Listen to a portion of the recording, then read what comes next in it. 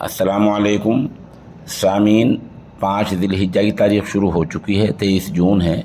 ख़बर का उन्वान है यूपी बोर्ड के निसाब में अहम तब्दीली। ख़बर बहुत अहम है, तफसीली तौर पर सुनने की है कि यूपी सरकार ने किस तरह का निसाब बदला है और क्या चीज़ उसमें शामिल की है। यूपी बोर्ड से वाबस्ता तलबा को अब सावरकर समेत 50 बड़े लोगों की शबान हयात जीवनी पढ़नी होंगी।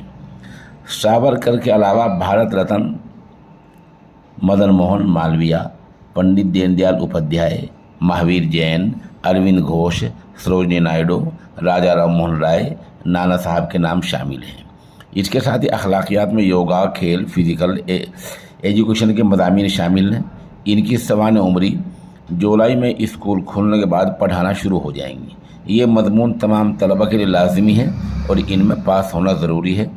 ताहम इसके नंबर हाई स्कूल और इंटरमीडिएट की मार्कशीट में शामिल नहीं किए जाएंगे। जिन लोगों की ज़िंदगियां शामिल की गई हैं, जिन लोगों के बारे में पढ़ा गया है, वह आप ज़रा थोड़ा सुनें।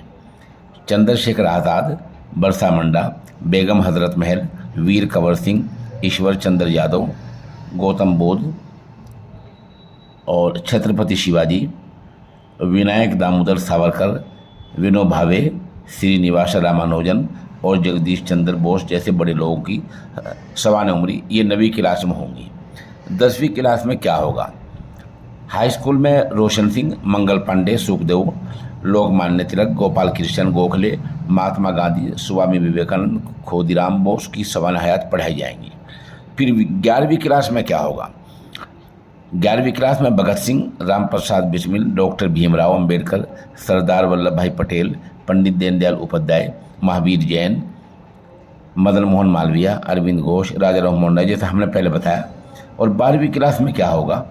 रामकृष्ण परमहंस, गणेश शंकर विद्यार्थी, राजगुरु रामेंद्रनाथ टैगोर, लाल बहादुर शास्त्री, रानी लक्ष्मीबाई, महाराणा प्रताप, आदि शंकराचार्य, गुरु नानक देव, डॉक्टर APJ अब्दुल कलाम, रामानुज आचार्य आर्यभट्ट और CV रमन को पढ़ना है।